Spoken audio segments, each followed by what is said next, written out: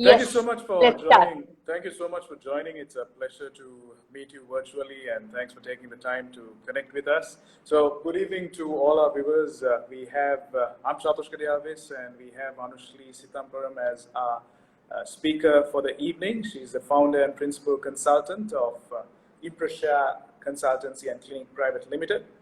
She's a parenting and lifestyle coach as well as a social worker and activist. So the first question is, how have you been? How has quarantine been? We sincerely hope that you've been keeping safe and having your spirits lifted up. So just take us through how has the lockdown been? So honestly, it's a mixed feeling, I would say, because I have had my good days and bad days, but with some mindfulness, spiritual practices, and by keep me going through work and by engaging myself. And when I want to take a break, I'm just taking a break, and I'm just allowing myself to flow according to the flow of my life. I would put it like that, right? So I'm That's not great. just trying to put a fixed schedule and say, okay, this is what you need to do also.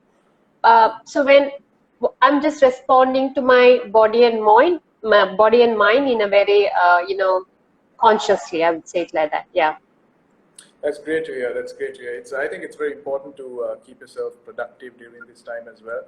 And so this discussion today is part of our ongoing campaign, Behind the Mask. So we have our campaign partner, Hype SL, that has supported us, has supported in terms of reaching out to the relevant authorities with our campaign as well. So if you feel, for the viewers, if they feel led to help out our research and achieve our goals, do fill out the form in our bio. It's only going to request for your basic details, and it will completely be anonymous. So today, Anushli, our discussion broadly revolves around bullying, which has also been quite a taboo subject. And how do we promote a healthy and a happy lifestyle, and how could good parenting contribute towards having a halt on bullying? So there are dire consequences because of bullying. There could be depression. It could ultimately progress towards suicidal as well. And it's integral that we have the right awareness at an early age. So is there a particular age that we need to start when it comes to educating our children? What are your thoughts on that? So thank you so much. So before that, I should also ask, how are you doing? I'm doing very well. I'm doing very well. Thank you so much. Right. Great. So, so to answer your question, before that, I would like to mention one thing to start this conversation. Right? Understanding life better would help you to understand bullying better, is what I feel, because bullying is something that causes pain, and my parents didn't teach me that I will have pain in my life and it's okay to have pain in my life. And society doesn't teach you that you will have pain in your life and it's okay to have pain in your life, right?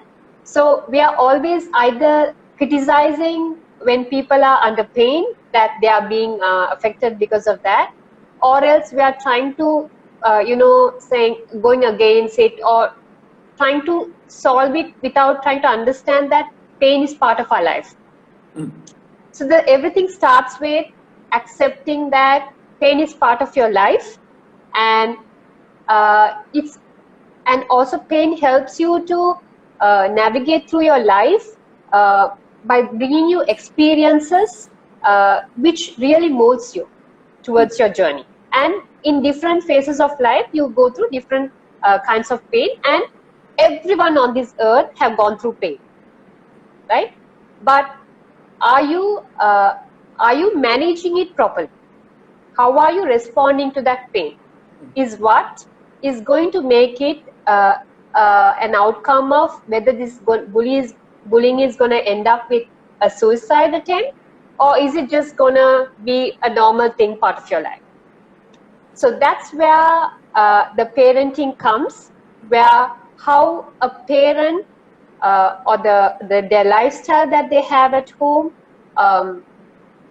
can contribute to understand pain and accept that pain is part of your life, and how can they be the support system while the kids are growing and they themselves trying to understand life, because they need support. So how can they be the first and foremost support system to manage that pain in a very positive way?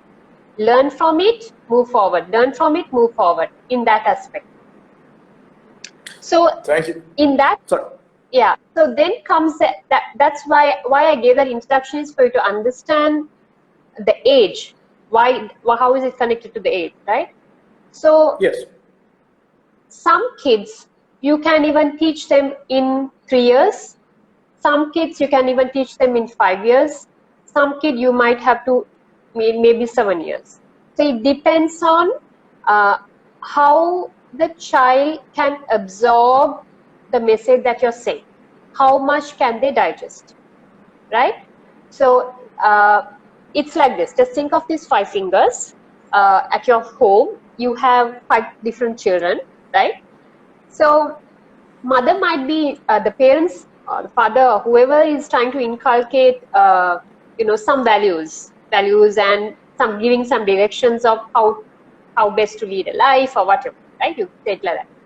So all 5 of them may not absorb it in the same way. There'll be one sensitive child, there'll be very strong child, there'll be one don't care child, there'll be a child who doesn't take anything what the parents say, right? So these are different, like these 5 fingers, there will be different kinds of children. So when you are trying to inculcate it, when you are trying to communicate about it, okay, are they ready to absorb it is one thing that you need to know. And second thing is what type of words that you should be using with them, because different people you might have to use different words. Not necessarily you need to use the word the bully. And me being a parent, I can tell you I have 2 kids who are 7 and 5. My son is very sensitive, who is 7 years. My daughter is kind of a strong character, like she can handle things more easier, right? But I can say certain things directly to my daughter rather than to my son. For my son, I take a different approach. The same thing happens when clients come to me for parenting coaching or saying that my kid is like this, he never listens. So they see from their point of view. Okay, I did my part. If one kid can listen, why can't the other kid can't, right? So the communication, the mother, the father, the parents understanding the children and starting that conversation by using the right words and the right time as well is very, why I say right time is they have to be in the receptive mode.